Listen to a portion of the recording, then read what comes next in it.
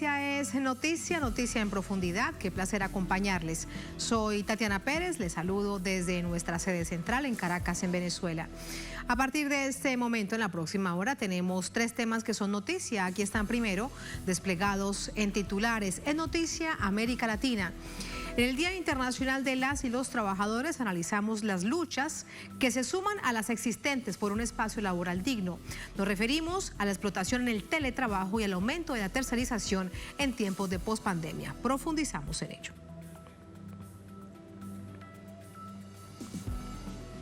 En Noticia Paraguay, analizamos los resultados de las elecciones presidenciales y legislativas con un partido colorado que mantiene su hegemonía conservadora y neoliberal de 70 años. Al tiempo, una izquierda fragmentada recibe un duro golpe en las urnas. ¿Cuáles son las razones? Vamos a explorarlo.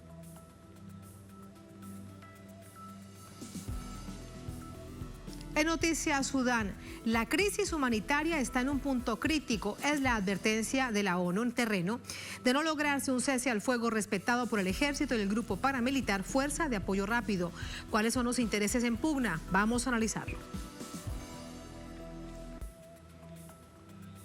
En Noticia Casi Comienza. Bienvenidos, bienvenidas.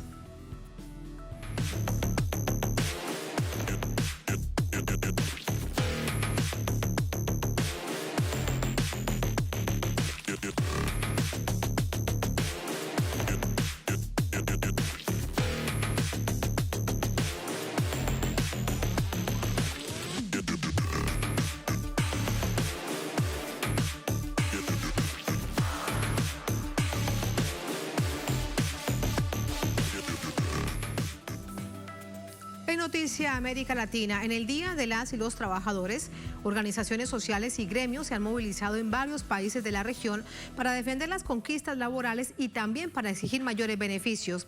Se enfrentan a viejas y nuevas formas de subyugación. Vamos a verlo.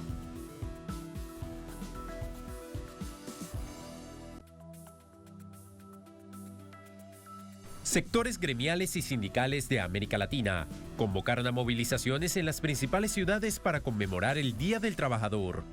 En algunos casos, se celebran las reformas en beneficio de los trabajadores y en otros se aprovechó la jornada para exigir mayores retribuciones y respeto a los derechos laborales.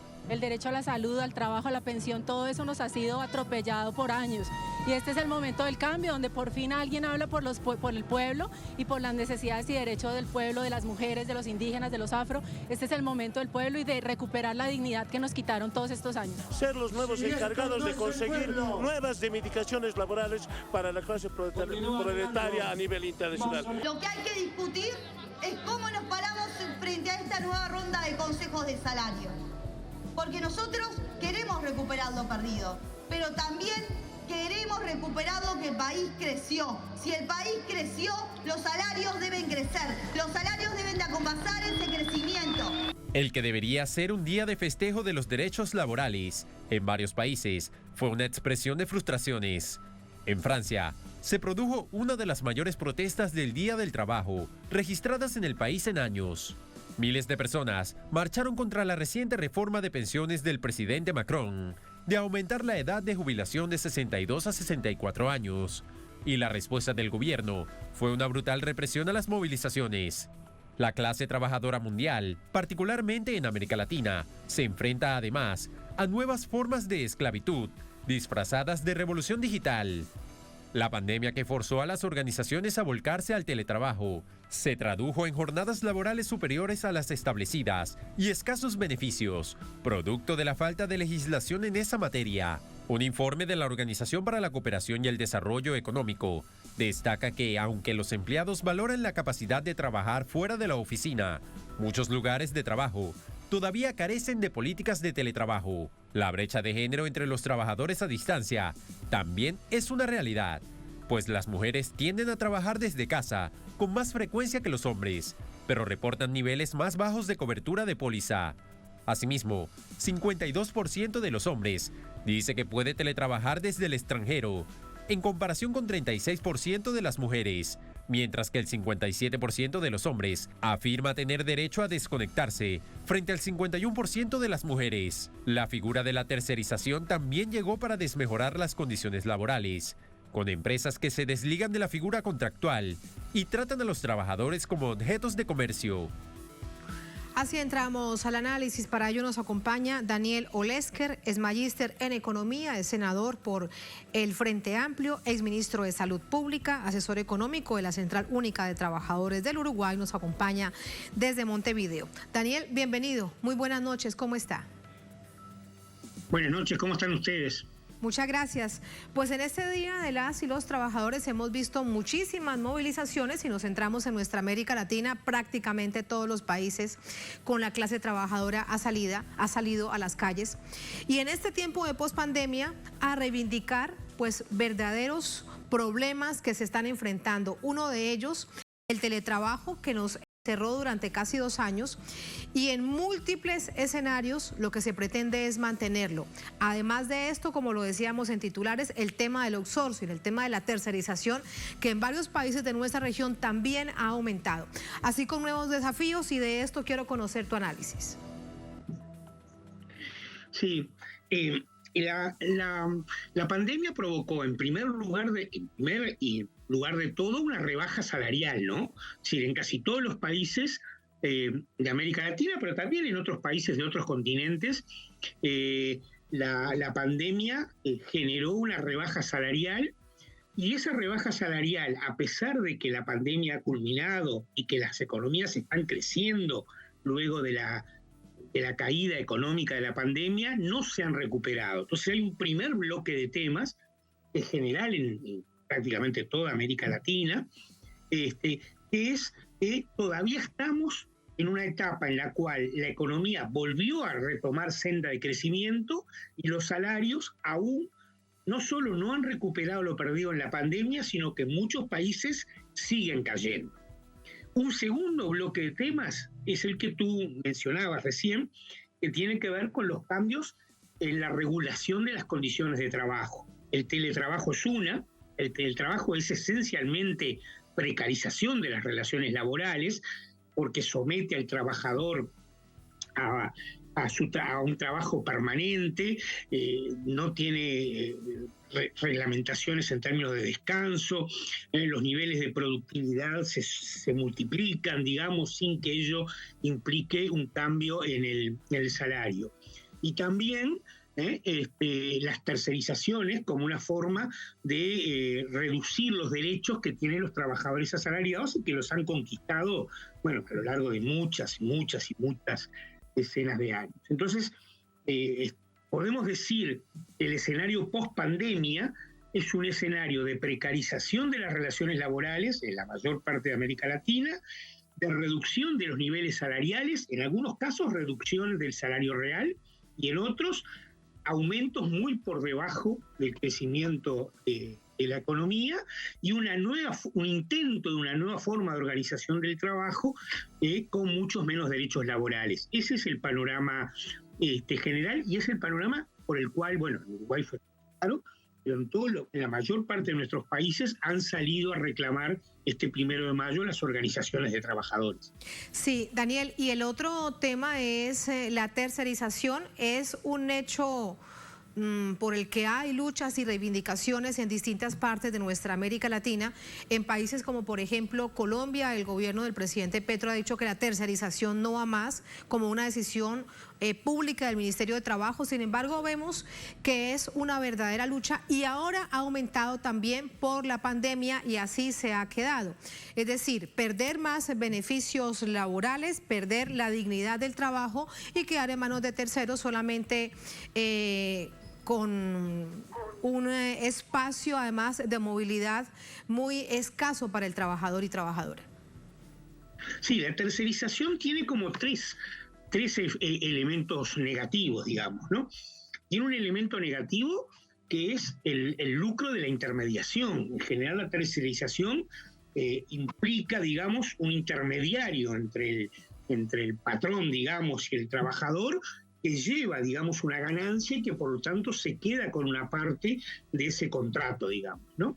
Tiene el elemento de la inestabilidad, porque los contratos asalariados, no en todos los países, pero en la mayor parte de nuestros países, están asociados a ciertas reglas Pagos por despido, seguros por enfermedad, seguros de desempleo en caso de perder el trabajo, una cantidad de cuestiones que hacen a la seguridad social del trabajo asalariado que hacen mucho más inestable el trabajo tercerizado. Y la tercera cuestión de la tercerización es que al salir, digamos, de los laudos de las categorías salariales, digamos, los niveles de remuneración en general son más bajos, además de que en general no tienen aguinaldo, no tienen licencia por vacaciones, los horarios son notoriamente mucho más extendidos.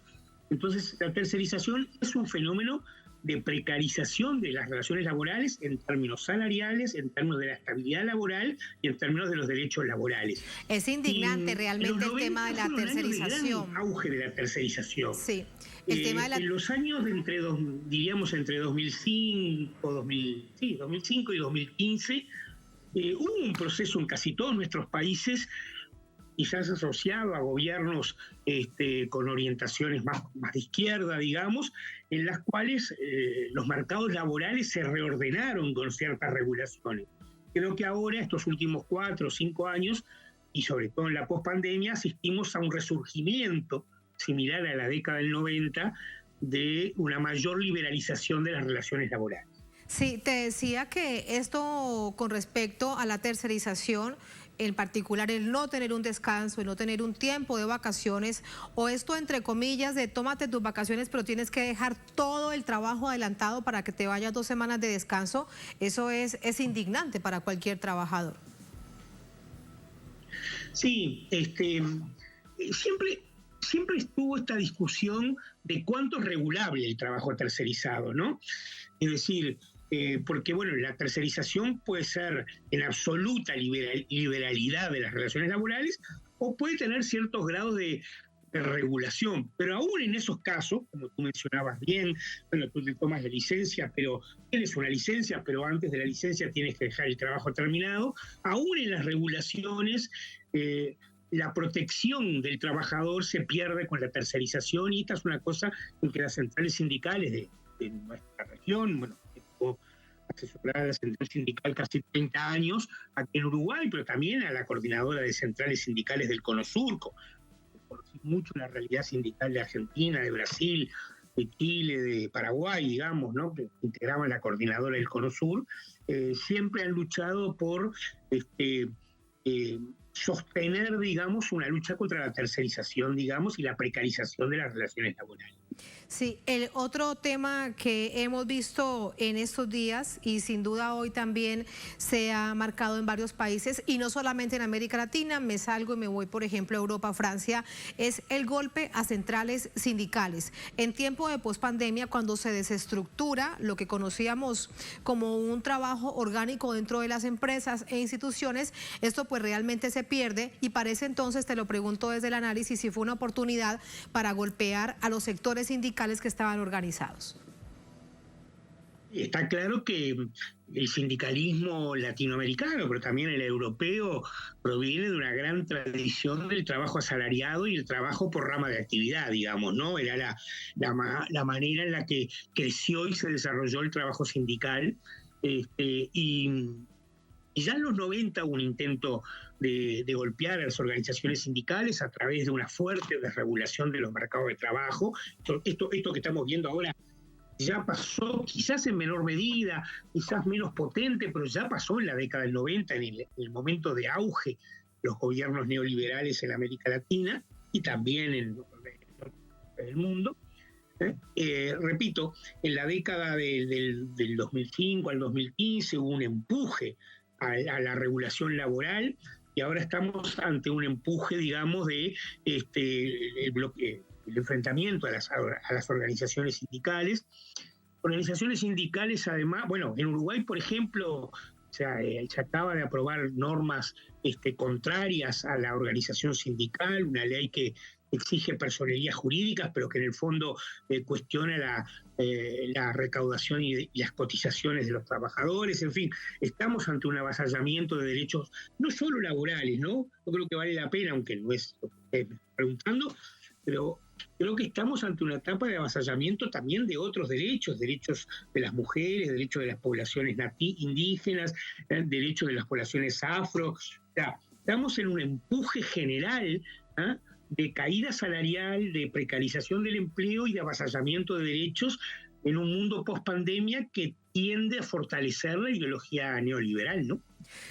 Incluso mucho más a la extrema de lo que conocemos como modelos neoliberales a través, por ejemplo, de los procesos extremo conservadores que ya rayan en el fascismo. Si bien recordamos, por ejemplo, lo que sucedió hasta hace pocos meses en Brasil, para plantear un tema.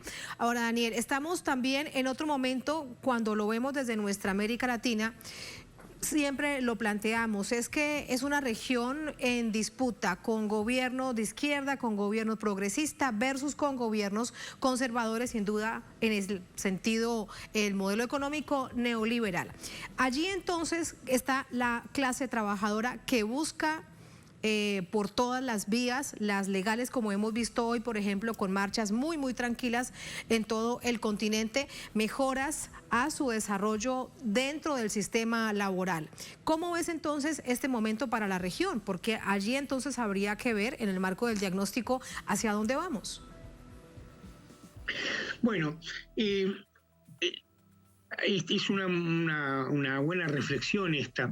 Es decir, yo creo que nosotros tuvimos una etapa, voy a volver a repetir algo que dije hace un ratito, en la que se avanzaron en términos de la América Latina de derechos. A mí me tocó ser ministro en el periodo de fortalecimiento de la UNASUR, dicho sea paso. Muy buena la iniciativa del presidente Lula de reflotar una UNASUR que muchos gobiernos neoliberales habían tirado a la basura. Entonces, yo creo que hay un empuje muy importante que se expresó en derechos laborales, en mejoras salariales, en derechos de las ciudadanías. Y creo que ahora estamos en una etapa en que mi expectativa es positiva por la llegada de Lula a Brasil, de Petro a Colombia, el propio Boric en Chile. Entonces, mi expectativa es que podemos estar ante el inicio de una fase nuevamente positiva, el restablecimiento de la UNASUR y el liderazgo que Lula pueda ejercer en la integración regional de América del Sur puede ser un factor muy importante. El mayor acercamiento de muchos de nuestros gobiernos de la región a China puede ser otro factor importante, la búsqueda de acuerdos comerciales y tecnológicos y productivos, saliendo, digamos, de la región de Estados Unidos. Entonces yo tengo expectativas positivas sobre iniciar una nueva etapa de mayor integración regional y de mejora, digamos, en las condiciones de vida de los trabajadores. Todo va a depender, digamos, de que las clases trabajadoras de la región y las organizaciones sindicales han sido siempre muy unidas, sobre todo en el Cono Sur, pero también en el resto de América Latina, pero sobre todo en el Cono Sur han tenido mucho peso en la discusión con los gobiernos, y yo veo expectativas positivas, y sobre todo veo un nuevo empuje a la integración sudamericana, a la UNASUR, a través del liderazgo que pueda ejercer el presidente Lula. Bueno, por ahora, desde el punto de vista político, parece que sí, que todo tiende a que así sea, que de nuevo se tejan los hilos de la integración latinoamericana. Pero ¿qué hacer además en este mismo sentido, en el Día del Trabajador lo pensamos, y trabajadoras, con el sector privado, con las empresas privadas? Fíjate, por ejemplo, cuando se habla de reformas tributarias y que los más ricos, que las grandes ganancias paguen más, tremendo lío se arma en cada país cuando se plantea. Sí, bueno, eso también es bien interesante para conversar, porque nosotros tuvimos una etapa de reformas tributarias, en la que se avanzó en algunas reformas tributarias. Uruguay fue un caso, pero también ahora se está discutiendo en Chile, también hubo en Brasil en el primer gobierno de Lula. Pero efectivamente ese es un punto neurálgico, pero no es el único. Pero mira, hay otro punto central que tiene que ver con el desarrollo productivo, digamos, ¿no? América Latina vivió, y América del Sur particularmente, lo que yo más conozco y he estudiado más, vivió una etapa de desarrollo económico y de mejora en las relaciones sociales y laborales, pero mantuvo su estructura primaria de producción y mantuvo un patrón productivo dependiente del resto del mundo. Entonces, creo que si iniciamos una etapa próxima, de la que yo hablaba, con el resurgimiento de la UNASUR y con el liderazgo de algunos países como Brasil, Colombia, el eje central tiene que estar ligado, obviamente, a mejorar las relaciones laborales, los derechos, todo eso que ya mencioné, pero sobre todo a transformar nuestra estructura productiva, salir de un esquema primario exportador que tenemos, que aún en los años de gobiernos de izquierda no pudimos cambiar. Me parece que ese es el principal desafío y que la integración regional es un punto clave para eso, porque agregar valor a nuestras materias primas solo se puede hacer en una escala regional y no en una escala nacional, digamos. Muchísimas gracias, Daniel, por este análisis muy oportuno en esta jornada de lucha en las calles de las y los trabajadores. Muy buenas noches. Bueno, buenas noches a ustedes. Muchas gracias. Muchas gracias. Hasta luego. Así vamos a la primera pausa en esta emisión de Es Noticia. Al volver en Noticia Paraguay, analizamos los resultados de las elecciones presidenciales y legislativas de este domingo, con un partido colorado que mantiene su hegemonía conservadora y neoliberal de 70 años. Al tiempo, una izquierda fragmentada recibe un duro golpe en las urnas. ¿Cuáles son las razones? Vamos a explorarlo al volver. Estamos en Es Noticia.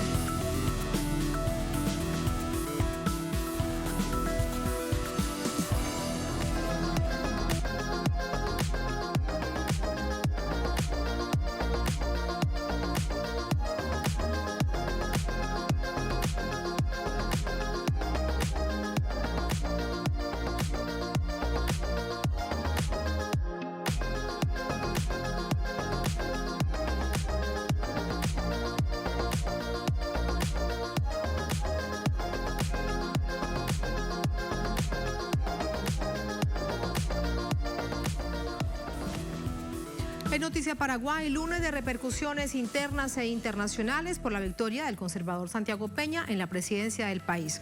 Así, el Partido Colorado mantiene su hegemonía en la primera magistratura de la nación y en el Congreso, en las dos cámaras, mientras que el partido de izquierda, el Frente Guazú, estuvo a punto de desaparecer del mapa político nacional. Vamos a verlo. El pasado domingo se efectuó las elecciones generales en Paraguay, donde fue electo como nuevo presidente de la nación, Santiago Peña, con el 42% de los votos. El oficialismo además obtuvo la mayoría de las 45 bancas del Senado y 80 de diputados, según el conteo oficial, y 15 de las 17 gobernaciones. Con la transmisión de resultados electorales preliminares, el Frente Guazú obtuvo solamente el 2% de los votos del electorado para sus candidatos a la Cámara de Senadores. Dicho escaño será ocupado por la actual senadora Esperanza Martínez, reelegida en el cargo con 11.739 votos. Hugo Richer, senador del Frente Guazú, consideró en entrevista con Radio Monumental que el resultado de las elecciones nacionales significó un golpe muy duro para el sector progresista. Esperaba una disminución en la votación del Frente Guazú, pero no esperaba este resultado, sin ninguna duda. Creo que muy pocos esperaban este resultado. Es un golpe muy duro. Sin embargo, la victoria de Santiago Peña en las elecciones presidenciales ha generado incertidumbre en la población. Que la verdad estoy un poquito decepcionado Pensé que desperdiciamos, o pienso que desperdiciamos una magnífica oportunidad de, no sé, tal vez algo mejor de lo que ya tenemos. El Partido Colorado ha gobernado a Paraguay durante la mayor parte de las últimas 7 décadas, inclusive en dictadura. Ciudadanos manifiestan preocupación ante el continuo conservadurismo en el poder. La verdad, preocupada por los resultados, porque no se comprende cómo hacer un continuismo a esta gestión histórica. Nada, es como que la preocupación es lo que centra, digamos, y un poco este conservadurismo que se consolida en el manejo del gobierno paraguayo, que realmente preocupa. De acuerdo al Banco Mundial, la proyección de aumento del Producto Interno Bruto Nacional bajó a 4,8% para este 2023, pues disminuyó desempeño de sus socios comerciales y la pandemia de la COVID-19 ha afectado el crecimiento en los últimos años. Así entramos con el análisis. Para ello nos acompaña Lautaro Rivara, el sociólogo, periodista, editor general de ALAI. Nos acompaña desde Asunción, en Paraguay. Es argentino, desde hace unos días se encuentra en la capital de esta nación suramericana para seguir de cerca, para analizar y ayudarnos a entender. Lautaro, muy buenas noches. Hoy conversamos la semana pasada, previo al resultado, ya están allí bastante claros con este resultado muy rápido para presidenciales, en particular que entregaba la víspera al Tribunal Supremo Electoral. Así que a ver si entendemos qué fue lo que pasó y te pregunto primero sobre resultados para la presidencia. 15 puntos toma el Partido Colorado sobre esta coalición de distintos movimientos, partidos de izquierda, centro, derecha, de concertación nacional. ¿Qué fue lo que pasó? Bueno, ahí hay un desconcierto todavía bastante general que perdura aquí en Paraguay. Hasta el propio día domingo se especulaba con una diferencia muy pequeña del orden de los 2-3 puntos porcentuales, sea en favor de los colorados o en favor de la candidatura de Efraín Alegre, cuya victoria no se había descartado hasta el propio día domingo. De hecho, las encuestas aseguraban un escenario más bien cerrado.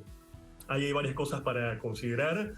Primero que, evidentemente, la propiedad que tiene el Partido Colorado sobre un tremendo aparato electoral se reveló un factor muy, pero muy determinante. Se había especulado bastante con cuál iba a ser el impacto de las sanciones económicas de los Estados Unidos, que congelaron activos del expresidente Horacio Cartes y del propio Partido Colorado. Incluso habíamos visto que en las propias calles aquí de Asunción, la campaña de los colorados había sido bastante modesta para lo que tienen acostumbrado, y sin embargo el dominio de estas bases territoriales, estas prácticas clientelares y prebendarias, demostraron otra vez su muy, muy holgada eficacia, por lo cual, bueno, los colorados están ratificando su hegemonía que lleva más de 7 décadas en el país. Nadie, pero absolutamente nadie, esperaba un margen electoral de 15 puntos, lo que explica la desmoralización de diferentes sectores del Partido Liberal y también, por supuesto, del Frente Guazú. El caso de Paraguayo Cubas es un poco más esperable. Se estaba vaticinando realmente un ascenso bastante meteórico. Su visibilidad en medios de comunicación y en redes sociales es realmente muy elevada en este país. Y lo curioso es que, a diferencia del Partido Colorado, sin ningún tipo de estructura ni de aparato, solamente con esta visibilidad, pudo alcanzar casi 23 puntos porcentuales, lo cual configura un escenario de un partido claramente hegemónico, que es la ANC, con ahora 2 espacios opositores diferenciados, que es por un lado la concertación, que incluye a liberales y el Frente Guazú, y ahora también esta figura, esta estructura política emergente, que es la llamada Cruzada Nacional de Payo. Así que el escenario obviamente es bastante complejo. Aún entonces se mantiene la palabra incertidumbre después de conocido el resultado. Han pasado casi 24 horas y parece que esa sigue siendo la palabra, porque aquí lo que vemos es que las encuestas de nuevo se equivocaron, pero de manera abrupta. Luego habrá que ver entonces qué sucede con las encuestas, porque no solamente ha pasado en Paraguay, en otras partes de nuestra América Latina también lo hemos vivido. Con respecto al Partido Colorado y el año 2018, Lautaro, ¿se mantuvo o creció o disminuyó un poco? Y esto también te lo pregunto porque es importante ver a nivel interno del partido qué pasó con la fractura entre el expresidente Cartes y el actual presidente Mario Abdo Benítez. Sí, ahí lo que estamos viendo ahora es un avance notable de los colorados. Imagínense en que van a estar gobernando en 15 de los 17 departamentos del país, inclusive la mayoría de los departamentos más poblados, y que el avance parlamentario también va a ser bastante notable. La ANC va a colocar 23 senadores cuando los liberales tendrán solamente 12 y el Frente Guazú apenas 1. Entonces, el avance se da en el plano ejecutivo, pero también en el plano legislativo, y parece ser realmente imparable. La composición, por ejemplo, global del Parlamento va a ser muy, pero muy difícil poder pasar por allí alguna ley con algún viso de progresismo, con esta especie de alianza tácita que seguramente se conforme entre los diferentes partidos conservadores. Después hay que decir que esta interna muy virulenta que tuvieron los colorados desde el mes de diciembre del año pasado no se expresó en resultados electorales concretos. El Partido Colorado pudo presentar una candidatura muy positiva para ellos, que es la de Santiago Peña, que de alguna manera logró sintetizar los elementos de tradición y también las ansias de renovación en clave quizás más moderna, más tecnocrática, que diferentes sectores de este partido tan histórico están impulsando hace tiempo. De hecho, el principal ganador no es el próximo presidente de la República, sino que es el propio Horacio Cartes, que ahora podrá renegociar el estatus colonial de Paraguay con los Estados Unidos desde un lugar de mayor fortaleza, y que incluso queda muy bien parado para enfrentar los procesos judiciales en su contra, tras que fuera declarado como significativamente corrupto por las autoridades norteamericanas. Sí, que esto también es bastante paradójico, pero da cuenta, te lo pregunto además, en terreno, Lautaro, del poder que tiene el expresidente Horacio Cartes. Investigaciones en Estados Unidos, investigaciones en Brasil, pero no dentro del Paraguay, por más que existan las denuncias y que permanezcan. Lo que vamos a ver entonces en materia internacional será más de lo mismo, y te lo pregunto no solamente en clave latinoamericana con respecto a relación con Venezuela, sino también la política de una sola China, en la que Paraguay sigue hasta ahora como el único, porque los otros ya se han ido retirando, como vimos el caso de Honduras con la expresidenta Xiomara Castro de Zelaya, de mantener relaciones con Taiwán y romper, tal como lo hizo este gobierno hace ya unos años, el de Mario Abdo Benítez con China. Sí, ahí pensando en los intereses geopolíticos de los grandes jugadores globales, digamos que la política de Paraguay hacia Estados Unidos no estaba en debate. Ese alineamiento es realmente total y es transversal al conjunto de las élites locales. Sí estaba más en debate la posible apertura de relaciones diplomáticas con China, siendo que Paraguay es hoy el único país de Sudamérica que sigue reconociendo a Taiwán. Se imaginarán que el día domingo respiraron profundamente en Taipei, porque se creía realmente que una victoria de Efraín Alegre podía predisponer hacia un avance en el mismo sentido que lo han seguido algunas naciones centroamericanas y caribeñas en los últimos años, reconociendo ahora la política de una sola China. Pero bueno, esos vínculos, insisto, van a estar. Claro, yo creo que pero aquí, Lautaro, una cosa para aclarar que es importante ahora que hablas de Efraín Alegre. Él lo que dijo es que su partido, el movimiento, la coalición, hasta horas antes de las elecciones estaban evaluando qué hacer, revisando intereses geopolíticos y también a nivel económicos y comerciales de qué harían con respecto a una política de una sola China o seguir con Taiwán. Así que con Efraín Alegre eso tampoco era una certeza. No, absolutamente, eso estaba abierto. Incluso él había hecho alguna declaración en función de esa posibilidad y fue duramente criticado por sectores del propio Partido Liberal. Y además no podemos olvidar que la concertación es un espacio inmensamente amplio y contradictorio, que incluye a sectores de izquierda, a liberales y también a partidos que están incluso a la derecha que los propios colorados, como es el caso del partido Patria Querida. Entonces, evidentemente, consensuar algún tipo de política exterior no iba a ser fácil, aún en el caso de que Alegre llegara a la presidencia de la República.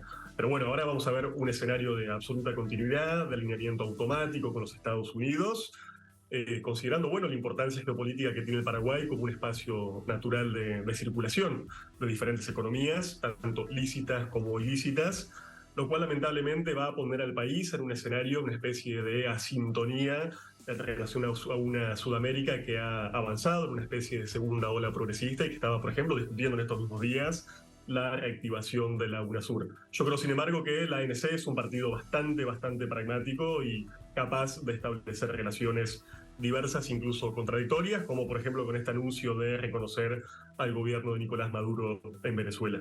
Sí, pero ¿crees entonces que el gobierno de Estados Unidos, del demócrata hasta ahora Joe Biden, por lo menos hasta ahora, veremos qué pasa el próximo año, si vuelven los republicanos o si vuelve Donald Trump a la Casa Blanca, pero hasta ahora crees que va a haber un viraje con respecto al Partido Colorado y en particular a la figura del expresidente Cartes? Sí, podríamos decir muy esquemáticamente que el ala demócrata de los Estados Unidos venía cultivando mejores relaciones con el todavía actual presidente Mario Abdo y que más bien los republicanos tienen una mayor afinidad electiva con la facción liderada por Cartes. Incluso podemos entender esta especie de apuesta de Estados Unidos por la concertación como una forma también de empezar a barrer algunos eventuales aliados naturales de los republicanos, en el caso hoy muy probable de que Donald Trump retorne a la Casa Blanca en el año 2024. Pero, insisto, más allá de esos alineamientos políticos y más allá de esas afinidades entre diferentes facciones, hay una continuidad de intereses vinculados, por ejemplo, al agronegocio, a la ganadería, al tráfico de sustancias ilícitas, que va a hacer que esas relaciones siempre en algún sentido se terminen manteniendo, incluso fortaleciendo. Algunas de las principales corporaciones de este país son, por supuesto, norteamericanas, y tienen, por ejemplo, incluso estrechos vínculos con las propias compañías del grupo Cartes, aún sin importar la política de sanciones que le aplicaron los Estados Unidos. Imagínate, ahora quiero preguntarte tu evaluación, tu análisis con respecto a lo sucedido con el Frente Guasú. Bien lo decías, un congresista entra, tenían 8, una presencia importante en el Congreso, en el Parlamento, y además les daba cierto movimiento para avanzar en hechos clarísimos como las reivindicaciones de los sectores campesinos e indígenas. Ahora quedan con 1, prácticamente a punto de desaparecer. ¿Qué fue lo que pasó?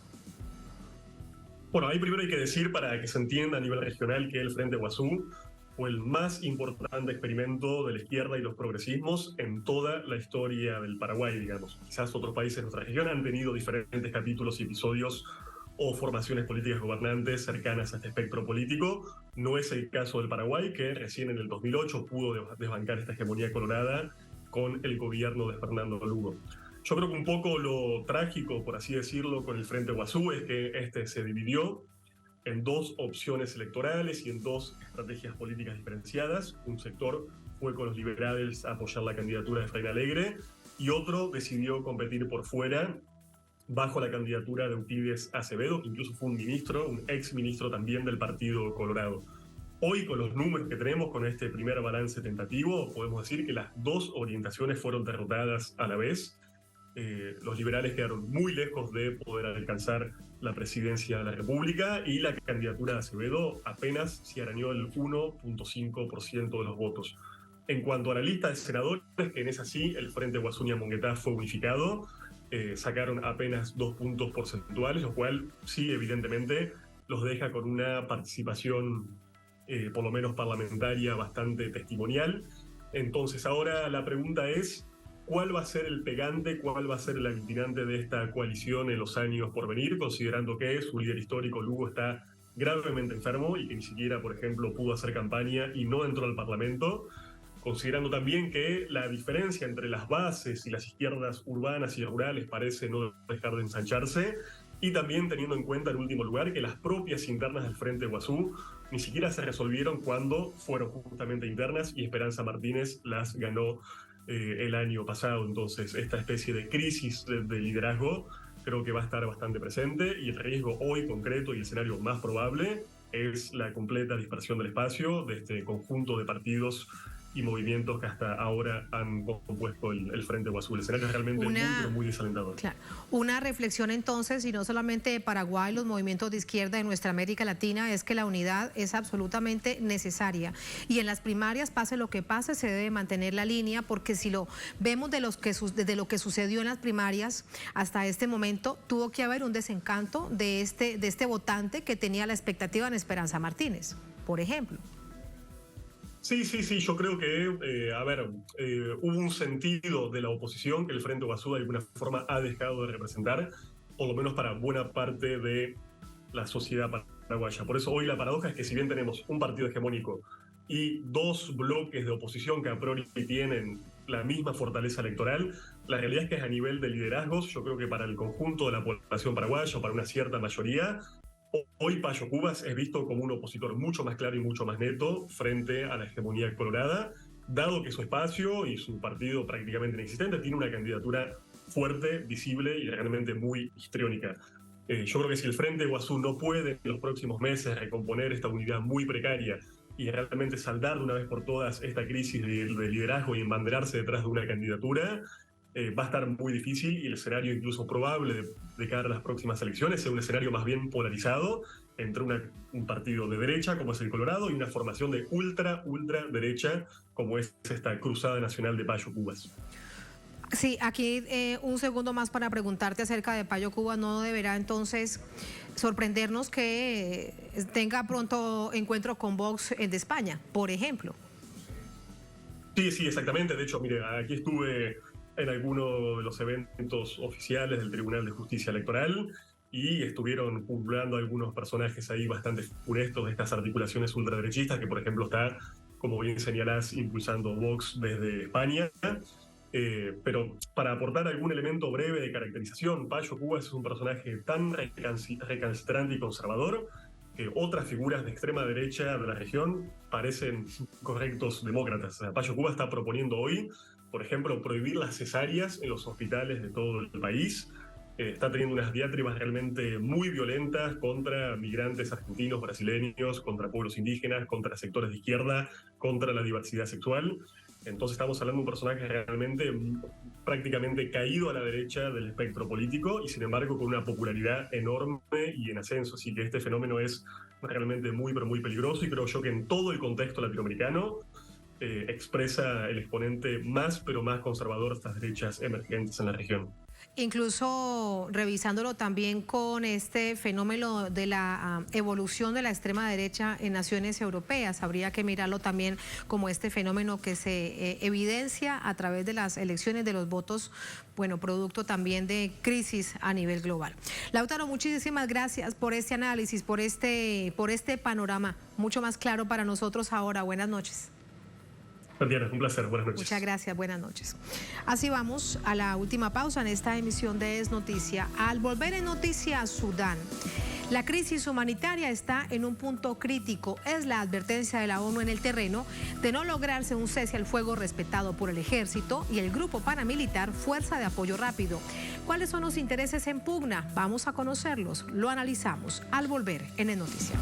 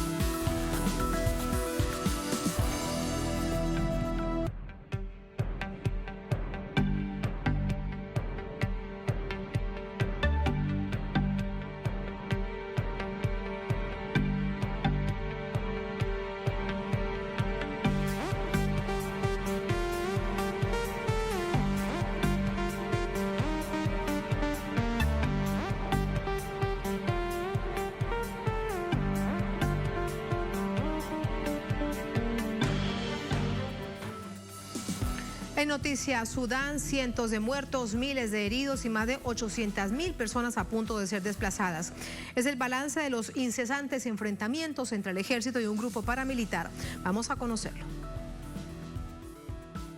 Más de 500 víctimas fatales y cerca de 5.000 heridos. Es el saldo actual de la violencia en Sudán. Naciones Unidas estima que más de 800.000 personas pudieran ser desplazadas producto de los enfrentamientos. Las fuerzas beligerantes en pugna se acusaron este lunes mutuamente de nuevas violaciones al cese al fuego, que ambas partes acordaron extender otras 72 horas más, cuando el conflicto armado en el país africano entra en la tercera semana. Nuevas explosiones y disparos se escucharon en el centro de la capital sudanesa, Jartum. Pese a la entrada en vigor de la tregua entre el ejército de Sudán y el grupo paramilitar Fuerzas de Apoyo Rápido, armisticio mediado por Estados Unidos y Arabia Saudita, el ejército y las FARC anunciaron este domingo su aceptación de una tercera tregua de 72 horas, iniciada a partir de las 22 horas del mismo domingo, después de que el pasado 24 de abril se anunciara el primer silencio de las balas, que no supuso una pausa total en los combates. Por otra parte, el coordinador humanitario de Naciones Unidas en Sudán, Abdou Dieng, advirtió que la crisis humanitaria en el país se está convirtiendo en una catástrofe en toda regla y que el riesgo de contagio a los países vecinos es preocupante. En este sentido, al menos 20.000 personas se refugiaron desde inicios de mayo en un campamento improvisado del pueblo de Koufron, según el Alto Comisionado de Naciones Unidas para los Refugiados. La localidad está a unos cientos de metros de la provincia de Darfur del Oeste, que junto a la capital, Jartum, es una de las zonas afectadas por los enfrentamientos que se desencadenaron el 15 de abril, cuando se desató el conflicto. Y que lamentablemente no se detiene, al contrario, evoluciona en contra además de la población civil. Vamos al análisis, para ello nos acompaña Guadi Calvo, es analista internacional, especialista en Medio Oriente, Asia y África, nos acompaña desde Buenos Aires, en Argentina. Guadi, bienvenido, muy buenas noches, ¿cómo estás? Hola, buenas noches, gracias por la invitación. A ti muchas gracias. Primero permíteme preguntarte algo acerca de dos figuras en donde vemos que se le da cierta relevancia en medios de comunicación a nivel internacional. General que comanda las fuerzas militares del ejército de Sudán y quien comanda el grupo paramilitar, diciendo que desde tiempo atrás hay una muy fuerte rencilla que ahora se expresa de esta manera. ¿Qué tanto hay de cierto en eso, teniendo en cuenta la gravedad de lo que está pasando? Bueno, sí, tanto el general Al-Burja, que es el jefe del ejército y de hecho el presidente del país, y el pseudo general, porque no es un militar de carrera, inició su vida política como líder de un grupo paramilitar que tiene una muy triste trayectoria en el conflicto de Darfur, allá a principios de este siglo, donde es responsable, junto al expresidente Omar al-Bashir, de quien consiguió todo el apoyo para llegar hoy al lugar que está. Es responsable de 300.000 vidas mal contadas, ¿no? Creo que el número debe ser bastante superior a 300.000 muertos de la guerra civil de Darfur, que terminó en el 2012. Bueno, estos dos militares se enfrentan por el poder, simplemente por ese motivo, articulados por fuerzas extranjeras, obviamente. Al-Burja apoyado por Egipto, Hemeti, el líder de la Fuerza de Apoyo Rápido, esta organización paramilitar, que quiso ser absorbida por el ejército, y en ese punto fue que estalló el conflicto, apoyado por el general libio Khalifa Haftar, digamos, y otros elementos también de política exterior de Sudán que han colaborado para que este conflicto, en vez de ser evitado, haya tomado la profundidad que ha tomado, ¿no? Así es, y en medio de ello la población civil, donde se han atacado escuelas, hospitales, han llegado incluso hasta los espacios de refugiados en las fronteras, por ejemplo, con Egipto, que es algo tan grave y que debería ser respetado en el marco del derecho internacional del refugiado. Ahora, Wadi dice también que había gran expectativa por este nuevo cese el fuego que había sido mediado por Arabia Saudita. ¿Cuál es el interés de Arabia Saudita en esto? Bueno, tanto Sudán como Arabia Saudita comparten un importante litoral sobre el Mar Rojo, hoy un punto estratégico mundial, ¿no es cierto?, por donde pasa un gran porcentaje del petróleo que desde el Golfo Persa llega al Mediterráneo, ¿no?, vía Suez, y con un país como Djibouti, muy pequeño, una ex colonia francesa, que se ha dedicado a alquilar a las grandes potencias militares del mundo sus tierras para que construyan bases. Ahí en Djibouti, muy próximo a Sudán y muy próximo a Etiopía y a Egipto, sobre el Mar Rojo, frente a Arabia Saudita, está la base norteamericana más grande que cuenta en África.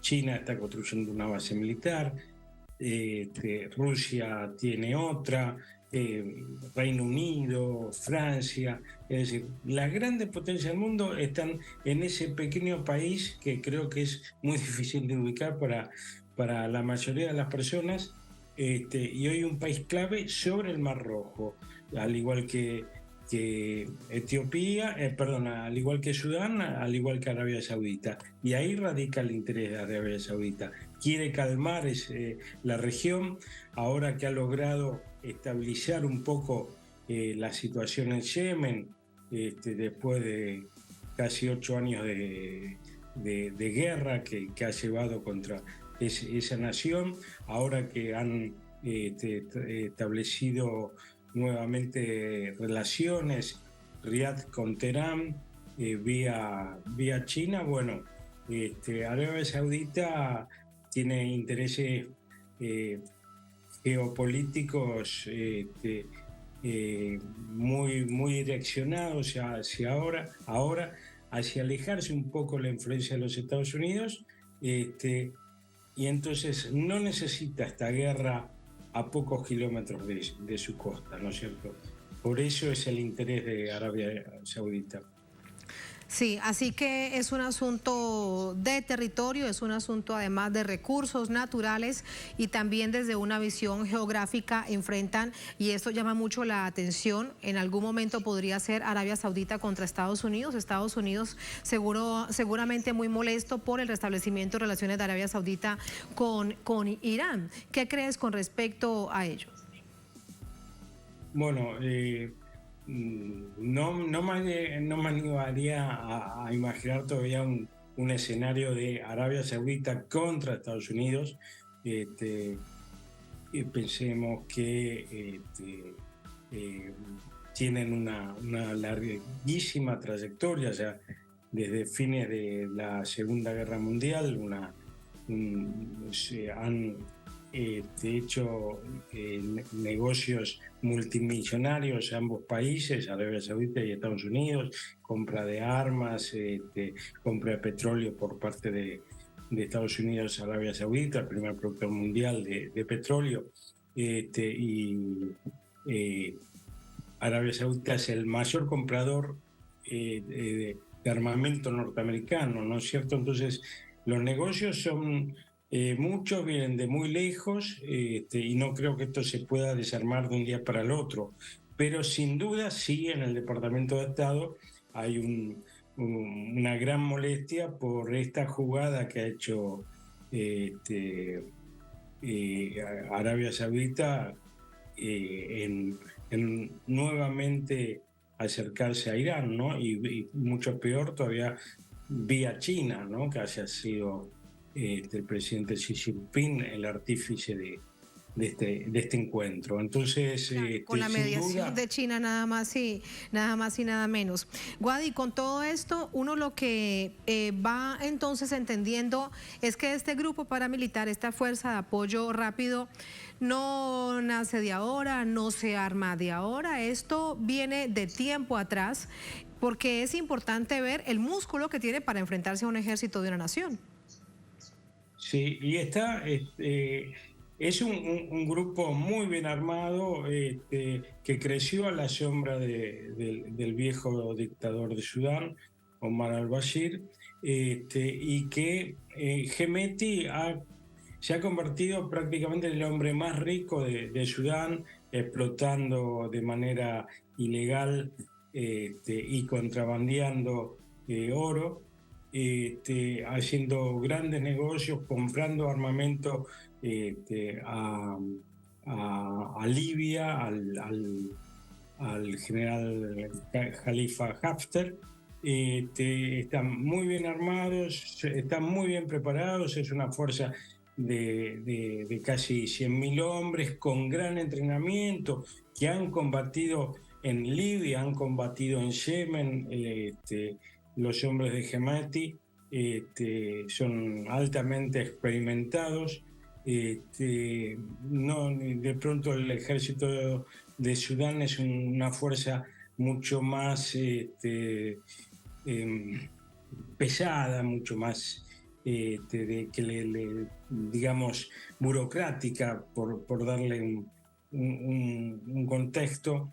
Entonces han llevado la delantera la fuerza de apoyo rápido de Hemeti, y hay que señalar algo que se dice muy poco, que nuevamente esta fuerza está realizando matanzas en Darfur Occidental, en la propia capital de Darfur. Darfur es una provincia que queda al sur oeste de Sudán, y en la propia capital, Al-Gemina, se están produciendo combates y asesinatos contra la población negra, porque en esa región hay tribus de origen árabe y tribus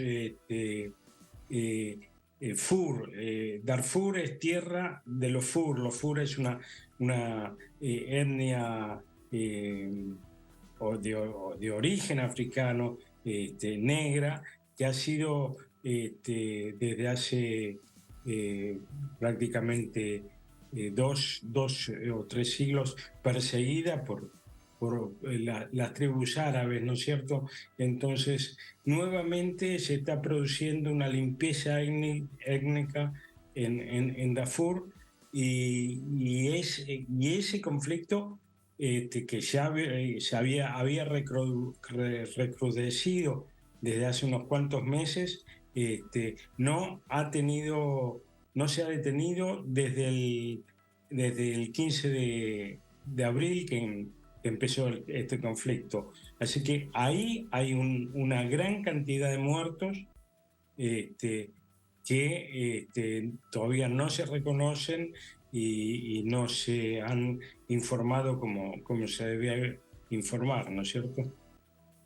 Todo esto que está sucediendo, y esto además que nos dices cómo se repite esta historia, lo que no debería ser, estas historias tan duras para naciones africanas o cualquier parte del mundo que lo viva. La población siempre lleva la peor parte. Muchísimas gracias, Guadi, por ello. Buenas noches. A ustedes, hasta la próxima. Hasta luego, muchas gracias. Gracias a ustedes por habernos acompañado. Ponemos punto final a Es Noticia. Un placer como siempre. Hasta la próxima.